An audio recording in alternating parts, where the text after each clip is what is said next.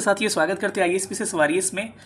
और सब लोग कैसे हैं रिप्लाई करेगा। संडे है आज और बताइएगा सारे लोग कैसे हैं। ठीक है, जो लोग नए हैं चैनल पर जुड़ जाइए और अधिक से अधिक शेयर करिए वीडियोज़ को। ठीक है, मैं इस पर वीडियो नहीं लाना चाह रहा था, लेकिन फिर भी कहा कि ज़्यादा तो नहीं, लेकिन कम से कम 20 दिन और अंतिम के 10 दिन 2 वीडियो मैं लाऊंगा, ज़्यादा बीच में कुछ नहीं लाऊंगा। ठीक है, तो अंतिम के जो 20 दिन की स्ट्रैटेजी आपकी क्या होनी चाहिए इस पर हम बात करेंगे, क्योंकि एग्जाम डेट आ चुका है। एग्जाम डेट आपका 19 से लेकर 22 जुलाई क्या है आपका एग्जाम डेट है। ठीक है, तो इस मुद्दों पे हम लोग बात करते हैं। चलिए आइए हम इस पर डिस्कस करते हैं। सबसे पहले पता है कि आपका एग्जाम का तिथि जो है 19 से लेकर 22 घोषित है और इसी के बीच में सारे का एग्जाम है। तो खैर 1-2 दिन मायने नहीं रखता है, तो मोटा मोटी मान के चले तो 18 से 20 दिन मान के चलते हैं। हमने सीधे राउंड फिगर 20 दिन लिखा है कि अंतिम के 20 दिनों में क्या करें। केवल स्ट्रेटजी पे हम बात नहीं करेंगे, रणनीति तो मैं बहुत बता चुका हूँ, लेकिन अभी आपको किन किन चीज़ों से दूर रहना चाहिए, क्या क्या करना चाहिए, इन चीज़ों पर फोकस करिएगा। ठीक है, तो चलिए सेशन को हम लोग स्टार्ट करते हैं और देखते हैं कि क्या क्या हम लोग बातों पे फोकस करना चाहिए। ठीक है, चलिए तो देखते हैं कि किन किन बातों पे हमको फोकस करना चाहिए।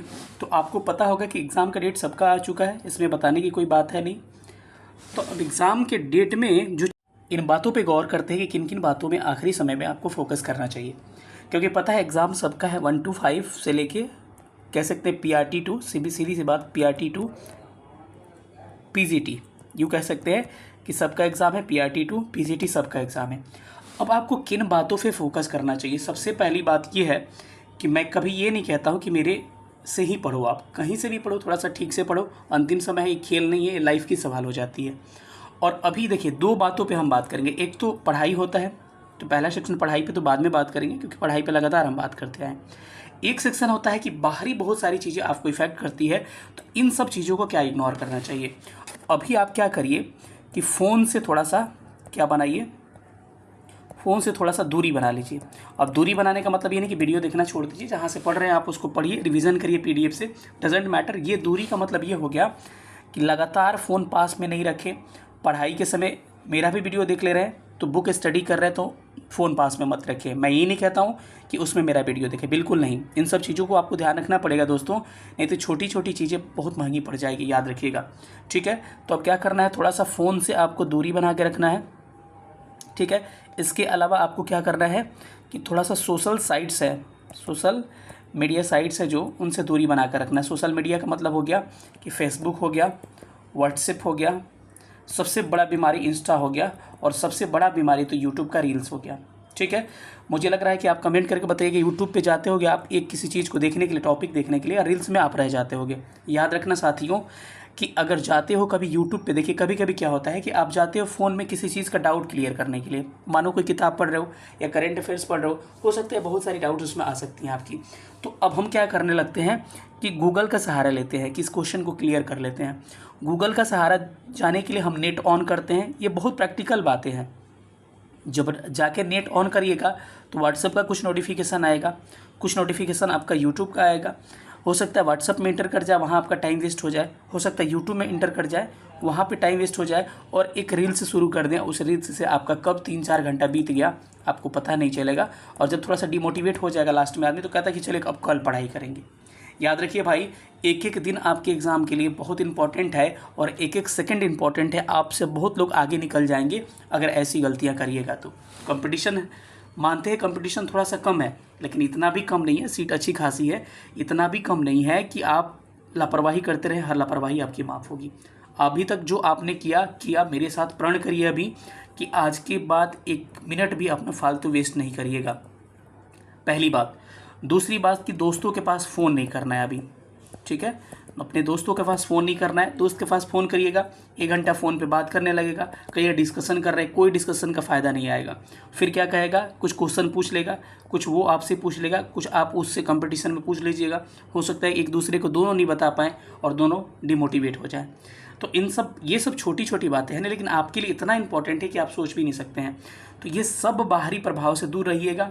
ठीक है, अगर आप घर पे रह रहे हैं या फिर कहीं पे रह के तैयारी कर रहे हैं, तो थोड़ा सा जो होता है ना कि घर की जो चीज़ें होती है, थोड़ा सा उससे अपने आप को कट आउट कर लीजिए। पूरा तो पॉसिबल नहीं है, लेकिन कट आउट कर लीजिए।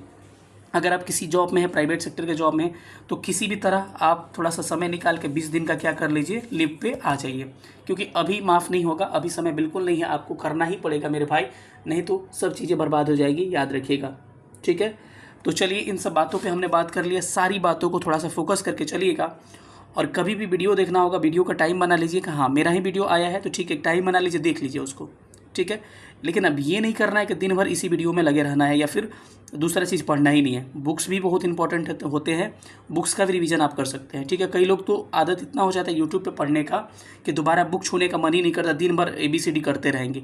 भाई कुछ नहीं होगा, बुक की भी सहारा होती है। जो नोट्स बनाए होंगे, मेरा जो पेड वाले हैं नोट्स बनाए होंगे, जो अनपेड वाले हैं वो भी हमसे पढ़ के नोट्स बनाते होंगे, तो नोट्स बना लीजिए मेरा। इसीलिए मैं आपको नोट्स नहीं देता हूँ, PDF क्यों नहीं देता हूँ पेड ग्रुप में, मुझे मेरा क्या जाता है, PDF इसलिए नहीं देता हूँ कि आप PDF से पढ़ने लगेगा फिर फ़ोन यूज़ करिएगा।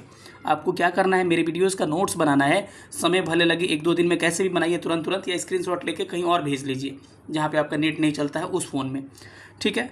तो ये सब सारी चीज़ें आप मेंटेन कर सकते हैं और फालतू की बकवास पे आप फोकस नहीं करिएगा कि 2 दिन में PT पास कर जाएँ, 3 दिन में टीचर बन जाएँ, मेरा रैंक ये है। कई लोग तो ये भी बता रहे हैं सीटेट में मुझे 130 आई, भाई उससे क्या करना है, सीटेट पास करना क्या कोई बड़ी बात है क्या?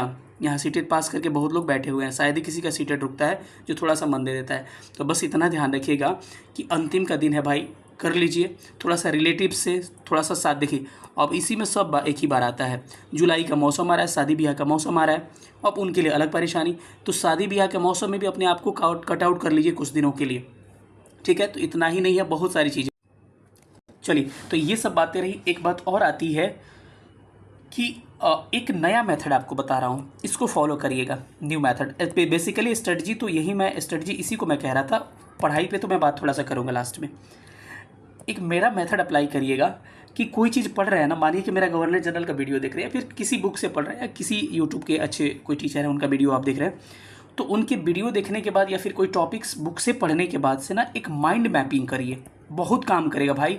मैं आप क्लास में बैठे रहते हैं कोई साथी, कोई भी स्टूडेंट मेरा, और उनसे डायरेक्ट उठा के मैं क्वेश्चन पूछ लेता हूँ, देखना कि वो अलबला जाते हैं, कुछ देर जवाब ही नहीं दे पाते। कारण क्या है?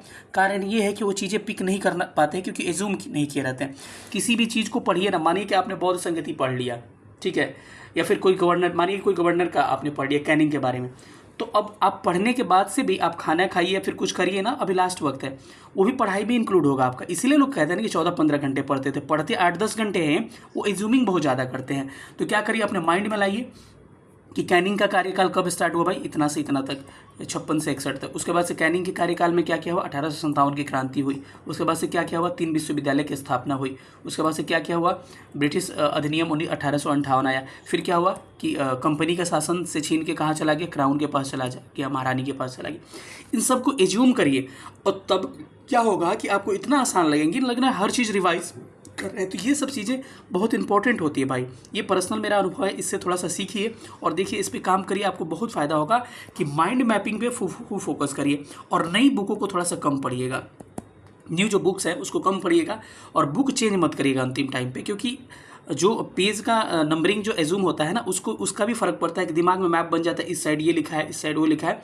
तो अंतिम समय में छोड़िए, जो भी एडिशन है डजेंट मैटर, नया बुक कोई, उसी बुक का नया एडिशन भी मत लीजिएगा। समझ रहे मेरी बातों को, इन सब बात पे ध्यान रखिए। अब आते हैं थोड़ा सा पढ़ाई की चीज़ों पे फोकस कर लेते हैं कि क्या करना चाहिए अंतिम। अब देखिए, अंतिम में पढ़ाई की चीज़ों पे बात करें तो अंतिम में देखते हैं कि क्या करना चाहिए, ठीक है। तो किस तरह, कितने तरह के स्टूडेंट हैं? PRT है मेरे पास, 6 to 8 पढ़े हुए हैं, TGT पढ़े हुए हैं और PCT पढ़े हुए हैं, ठीक है। तो PRT के लिए तो सिंपल सा कॉमन स्ट्रेटजी अपनाइए, क्या कि जिन जिन सब्जेक्ट से सबसे ज़्यादा सवाल पूछे गए हैं, पहले उस सब्जेक्ट के क्वेश्चंस को ध्यान से देख लीजिए, उस क्वेश्चन को याद कर जाइए।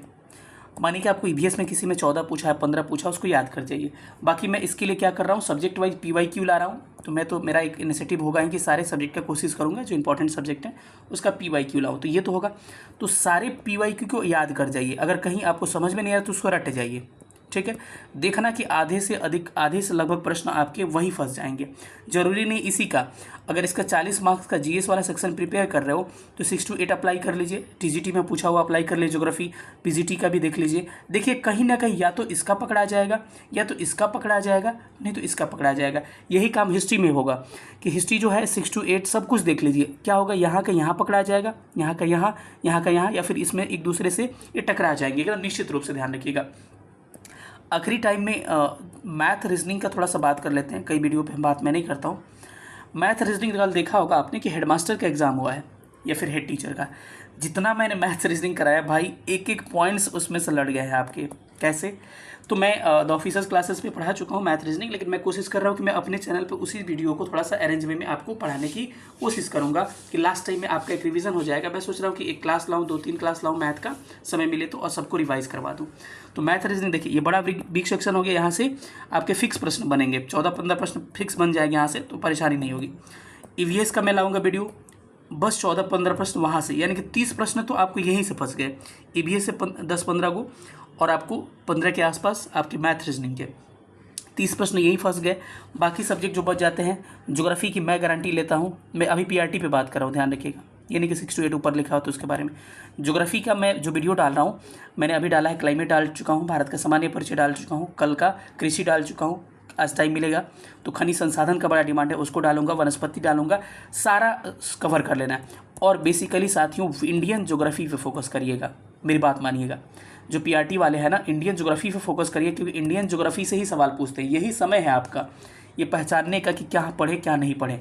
तो अब वर्ल्ड ज्योग्राफी के जो मेन टॉपिक है, घास के मैदान, मरुस्थल, इसको मैं अलग से करवा दूंगा, लेकिन आपको अभी इंडियन ज्योग्राफी पे बेसिकली फोकस करना है। मैं जितना वीडियो डालता हूँ रट जाइए वीडियो को, बात मानिए, उसी वीडियो में से दिखाऊंगा जब आपका एग्जाम होके आएगा। नहीं बनाइए तो फिर सोच लीजिएगा क्या होगा आपका, ठीक है। तो मेरे वीडियो को एकदम याद कर जाइए और 1-2 बार देख जाइए कि आपकी हर चीज़ें याद हो जाए। हिस्ट्री में बस आईएनएम पढ़ना है आपको, इंडियन नेशनल मूवमेंट, कोई अकबर बीरबल नहीं पढ़िएगा। एक आध प्रश्न आ जाता है, थोड़ा बहुत ऊपर ऊपर देख लीजिएगा। आईएनएम को एकदम फोकस कर लीजिए।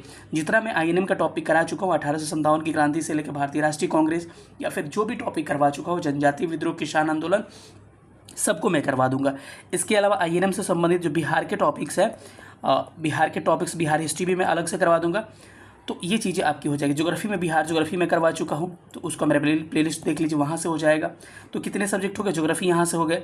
मैथ रीजनिंग मैं कोशिश कर रहा हूँ कि करवा दूंगा। ईवीएस भी डालूंगा 2-4 दिन में, बिहार हिस्ट्री भी डलवा दूंगा। आईएनएम का पूरा सिलेबस आपके एग्जाम से पहले वादा करता हूँ कि आईएनएम का फुल सिलेबस मैं आपको कंप्लीट करवा दूंगा। बाकी पॉलिटी का भी मेरा प्रयास है, लेकिन फिर भी अगर पॉलिटी अभी आप लूसेंट से क्या करिए, पॉलिटी को एक बार देख चाहिए। बाकी पॉलिटी का जितना इंपॉर्टेंट टॉपिक है, भाग हो गए, अनुसूची हो गए, ये सब चीज़ें हो गई, या फिर क्या हो गए, कोई आर्टिकल हो गए, इस सारी चीज़ों को मैं आपको रिकॉल करवा दूंगा। यहाँ से खूब सवाल पूछे जा रहे हैं, हमको लग रहा है भाग, अनुसूची, आर्टिकल और भारत का संविधान सभा का निर्माण, ये सब देख लीजिएगा ना, भारत का संवैधानिक विकास। तो मैक्सिमम पॉलिटी के प्रश्न आप कितने बेसिक रहते हैं, आपके बन जाएंगे, परेशानी नहीं होगी। ज्योग्राफी हो गया, हिस्ट्री हो गया, पॉलिटी हो गया, मैथ हो गया, रीजनिंग हो गया, ईवीएस हो गया।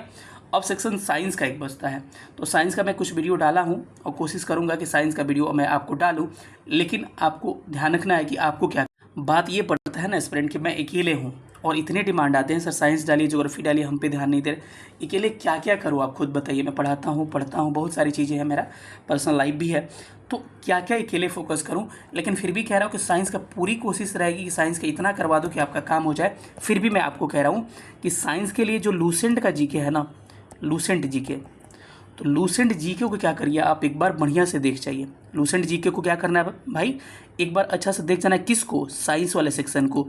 और बेसिकली किस पे फोकस करना है, सबसे ज़्यादा आपको फिजिक्स पे फोकस करना है। किस पे, फिजिक्स पे। देखिए मैं पेड बैच की बात नहीं कर रहा हूँ, पेड बैच वाले तो इतना अच्छा से फिजिक्स, केमिस्ट्री, बायो मेरे से पढ़ चुके हैं, उनको परेशानी नहीं होगी।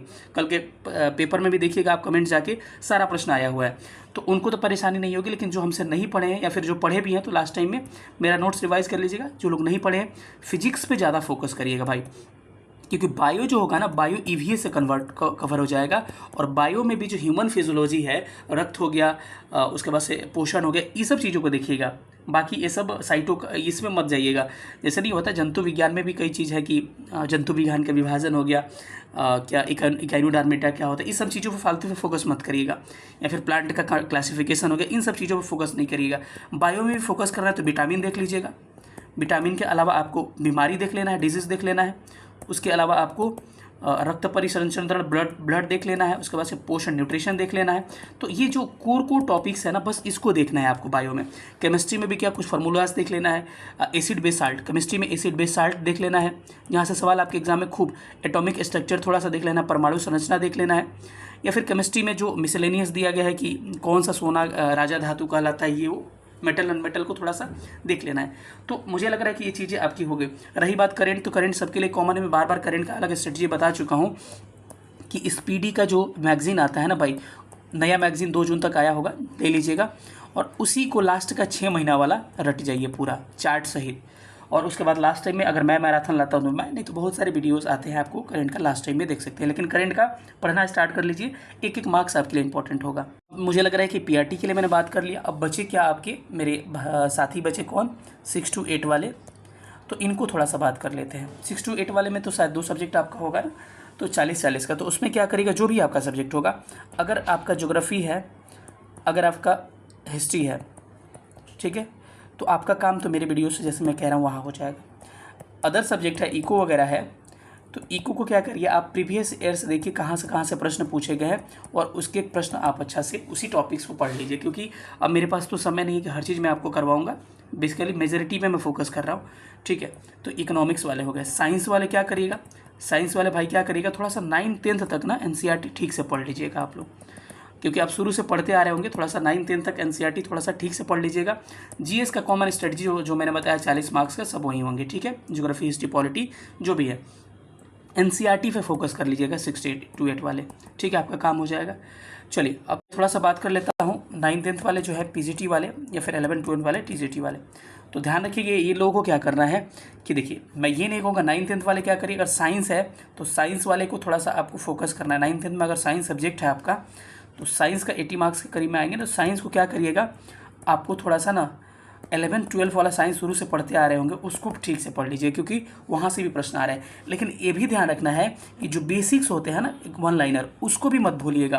क्योंकि इससे TRE 1 में क्या किया था ना, बेसिक्स थोड़ा सा हार्ड पूछ दिया था, TRE 2 में बेसिक्स पूछ दिया था। तो बस ये करना है कि बेसिक अगर पूछे तो किसी और से पिछड़िएगा मत, आप बेसिक कर लीजिएगा। और 11th-12th का थोड़ा सा ठीक से अगर पढ़े होंगे, क्योंकि अभी तो पॉसिबल नहीं है, अगर पढ़े होंगे तो ठीक से पढ़ लीजिएगा, नहीं तो बेसिक पे ही फोकस करिएगा जो सब लोग साइंस पढ़ते हैं। और एनसीईआरटी आप भी कम से कम 6 to आप 10th तो करना ही है, बाकी 11th-12th का भी आपको एनसीईआरटी देख लेना है, ठीक है। और बाकी सब्जेक्ट वाले, हिस्ट्री पॉलिटी वाले के लिए, हिस्ट्री के लिए कह रहा हूँ कि मेरा वीडियोस देख लीजिएगा, ज्योग्राफी मेरा वीडियोस देख लीजिएगा। उसके बाद से बचे ज्योग्राफी वाले, ज्योग्राफी मेरा ही देख लीजिएगा। इको वाले के लिए तो डाला नहीं हो, तो इको PYQ करके उस टॉपिक पर आप लोग पढ़ लीजिएगा, ठीक है। अब रहे 11th-12th वाले, तो 11th-12th वाले जिनका हिस्ट्री है, आपको INM तो मेरे से कर लेना है, लेकिन इसके अलावा आपको 12th क्लास के जितने पार्ट आते हैं ना एनसीईआरटी का, क्योंकि पिछली बार क्या हुआ है ना कि एनसीईआरटी से पूछ दिया है, ठीक है। तो मेरे वीडियो तो बेसिक हो गए कि वहाँ से जो बेसिक प्रश्न आएंगे बन जाएंगे, लेकिन 12th क्लास के एनसीईआरटी में बहुत सारी चीज़ें एक्स्ट्रा दिया रहा है। मैं नहीं कह रहा हूँ कि हर चीज़ें मैम ही करवा दे रहा हूँ, ठीक है। तो याद रखिए कि 12 के एनसीईआरटी में कुछ एक्स्ट्रा फैक्ट दिया है, तो उस एक्स्ट्रा फैक्ट के लिए आप थोड़ा सा 12 का एनसीईआरटी 2-3 दिन में रट जाइए, उसको अच्छा से पढ़ जाइए। देखना एकदम हूबहू लाइन आ गया है भाई, एकदम हूबहू लाइन आया है TRE 2 में, मैंने देखा है, एकदम हूबहू लाइन लड़े हुए हैं। ज्योग्राफी आपका है तो मेरा वीडियो देख लीजिए, आपका कल्याण हो जाएगा। आपका खुशकिस्मत है कि ज्योग्राफी आपका सब्जेक्ट है, बहुत खुश होना चाहिए आपको। बाकी 11th-12th में थोड़ा सा ज्योग्राफी ना, थोड़ा सा इसके अलावा थोड़ा सा हट के एक जगह पूछता है, भूगोलविद वगैरह का, तो मैं अलग से उसको 1-2 वीडियो लास्ट में लाऊंगा, ठीक है। तो चलिए, मुझे लग रहा है कि सबका लगभग चीज़ें हो गई। 11th-12th साइंस वाले उनका तो अलग ही बात है, थोड़ा सा हाई लेवल पे आपको पढ़ना पड़ेगा, उसको पढ़ लीजिएगा। तो थोड़ा सा वीडियो लंबा हो रहा है, यहीं पे सेशन को ख़त्म करते हैं। जी जान लगा दीजिए या जाने दीजिए, या तो लास्ट में कर जाइए, मर जाइए, नहीं तो छोड़ दीजिए। 2 बातें कह रहा हूँ, तो अच्छा से कोशिश करिए, मेहनत करिए, और अंतिम तक हार नहीं मानिए। मैं कहता हूँ जीत से पहले जीत और हार से पहले हार कभी नहीं मानना चाहिए। लगे रहिए, फिर से मैं कह रहा हूँ कि अगर पूरी कोशिश करिएगा तो आपको पूरी कायनात आपको मिलाने में लग जाती है, ठीक है। तो लगातार कोशिश करते रहिएगा। फिर किसी अगले वीडियो में मिलेंगे, और मैं सोच रहा हूँ कि किसी PRT के लिए अलग कमेंट करके बताइए क्या चाहिए आपको, क्या PRT के लिए डिटेल एक अलग वीडियो, 9th-10th के लिए अलग, 6 to 8 के लिए अलग, 11th-12th के लिए अलग एक स्ट्रेटजी बनाओ, ठीक है। तो कमेंट करके बताइए क्या इनका अलग स्ट्रेटजी होना चाहिए सब्जेक्ट वाइज मुझे, कि साइंस के लिए क्या करना चाहिए, ज्योग्राफी के लिए अलग सब्जेक्ट वाइज, और PRT TGT ऐसे करके अलग अलग, ठीक है। मिलेंगे अगले वीडियो में, तब तक अपना ख्याल रखिएगा। थैंक यू सो मच, जय हिंद।